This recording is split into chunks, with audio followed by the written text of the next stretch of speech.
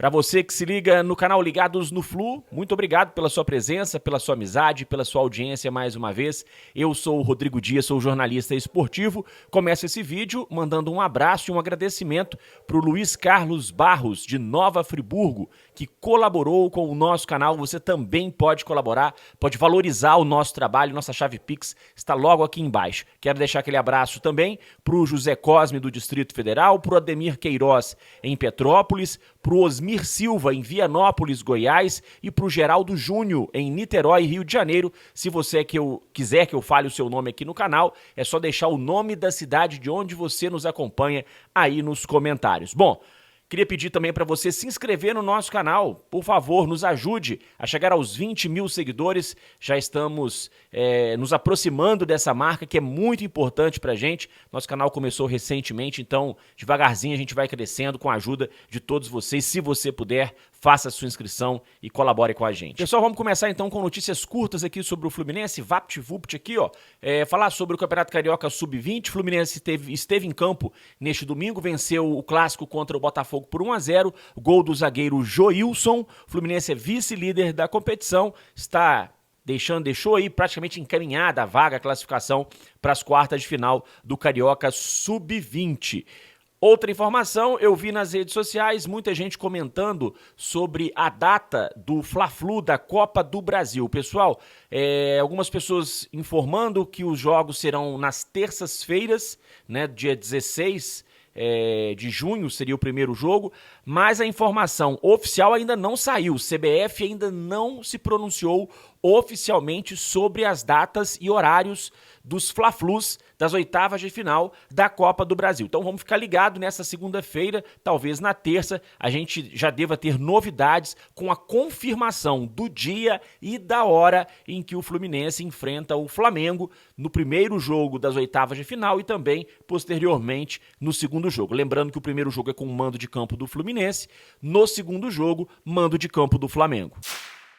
Informações agora para o torcedor tricolor que deseja viajar até a Argentina, Buenos Aires, para assistir Fluminense e River Plate pela Libertadores da América, jogo marcado para o dia 7 de junho. O Fluminense divulgou informações neste domingo sobre a venda de ingressos. Olha só, a venda de ingressos vai começar na próxima quinta-feira, dia 11, a partir do meio-dia. Os sócios do Fluminense terão prioridade escalonada, ou seja, de acordo com o plano que o sócio-torcedor tem, que ele paga, ele vai ter ali esse escalonamento de prioridade para a compra dos ingressos. Os ingressos vão custar R$ 160, valor já fixado na conversão do câmbio atual. Por se tratar de um evento fora do Brasil, o Fluminense informa que será respeitada a legislação local e não haverá gratuidades, meia entrada e nem vai ser aplicado nenhum tipo de desconto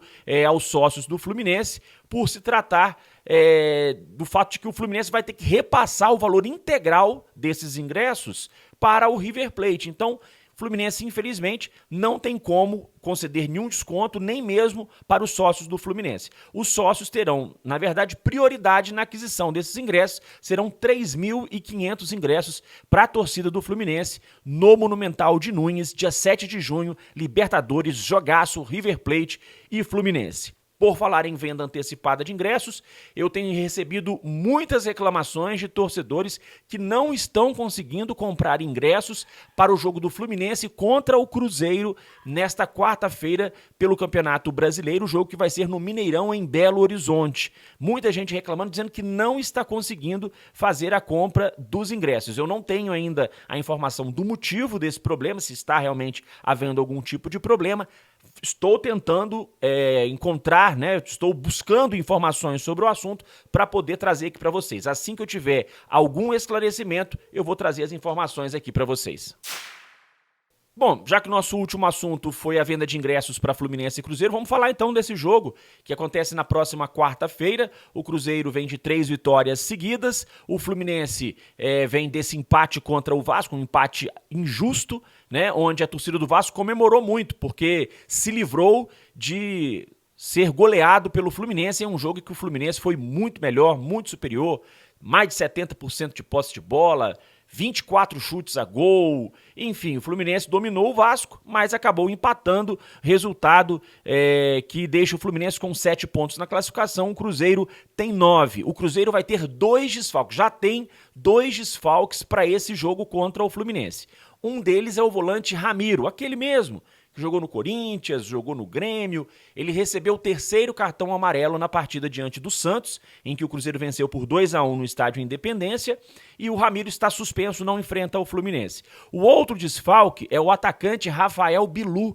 Ele sofreu uma contusão logo no início do jogo, foi substituído pelo Wesley, que acabou marcando os 2 gols do Cruzeiro nessa partida, e o Rafael Bilu provavelmente não terá condições de enfrentar o Fluminense. Muita gente me perguntando, né, sobre como está esse Cruzeiro, que foi campeão brasileiro da Série B em 2022 e adversário do Fluminense na Copa do Brasil. O Fluminense acabou vencendo os 2 jogos, 2-1 no Maracanã, 3-0 no Mineirão. Eu estava, inclusive, no segundo jogo no Mineirão. Bom, o Cruzeiro mudou muito, gente. O Cruzeiro fez uma reformulação no elenco, está inclusive de técnico novo, não começou bem a temporada, foi eliminado do Campeonato Mineiro nas semifinais, perdeu os 2 jogos das semifinais para o América, que hoje é a lanterna do Brasileirão, e trocou de técnico, entrou o português Pepa, que está fazendo um bom trabalho, tem tido um bom início nessa equipe do Cruzeiro, nessa trajetória dele na equipe do Cruzeiro, vem de 3 vitórias seguidas. Mas o Cruzeiro, ele eliminou o Náutico na Copa do Brasil com uma certa dificuldade, perdeu o primeiro jogo fora de casa por 1-0, depois venceu no Independência por 2-0 com gol já no apagar das luzes, mas acabou conseguindo a classificação.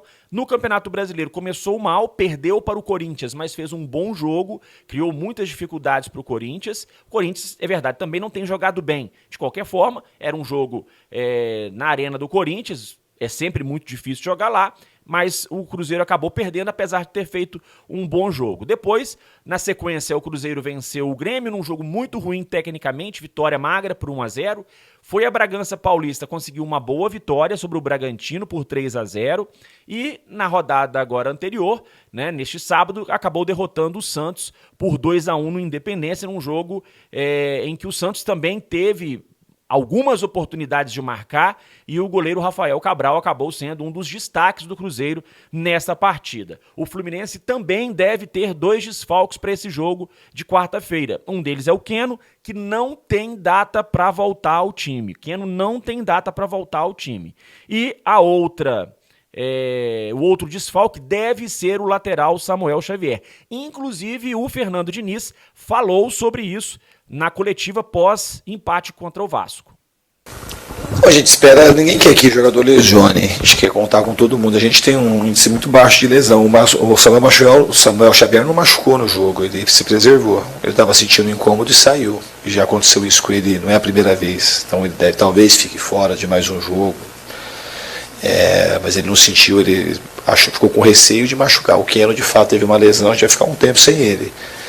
Mas é normal, e a gente tem um elenco que me satisfaz, eu gosto do elenco, e o ano passado também a gente conseguiu se virar muito bem. Então eu não estou preocupado com a questão das lesões, porque eu acredito muito no trabalho que a gente faz, que a gente vai continuar machucando um pouco o jogador e vai saber levar bem a temporada. Então, como vocês ouviram aí o Diniz dizendo, o Samuel Xavier, ele não sofreu uma contusão, ele sofreu um desconforto e por isso deve ser preservado para o jogo contra o Cruzeiro. E pode ser que volte na sequência o jogo do sábado, né, Fluminense e Cuiabá no Maracanã. Mas contra o Cruzeiro, Samuel Xavier não deve jogar, assim como o Keno, que não tem volta prevista à equipe do Fluminense. O Diniz, eu suponho que vai botar força máxima em campo. E aí, o que eu vou dizer agora aqui, gente, é minha opinião, não é uma informação. Eu imagino que se o Diniz for poupar alguém, ele vai deixar para poupar no jogo contra o Cuiabá, sábado no Maracanã, porque depois, no outro meio de semana, tem o primeiro jogo contra o Flamengo pelas oitavas de final da Copa do Brasil. Então eu acredito que o Diniz vá com força máxima, apesar desses 2 desfalques contra o Cruzeiro, e depois, no final de semana, pode ser que ele preserve algum jogador para a partida, para o clássico contra o Flamengo na Copa do Brasil. Meus amigos, queria agradecer a todos vocês pela presença e pela audiência mais uma vez aqui no canal. Não deixe de fazer a sua inscrição, ajude a gente aí, tá bom? Grande abraço a todos, até a próxima, te espero no nosso próximo vídeo. Até mais.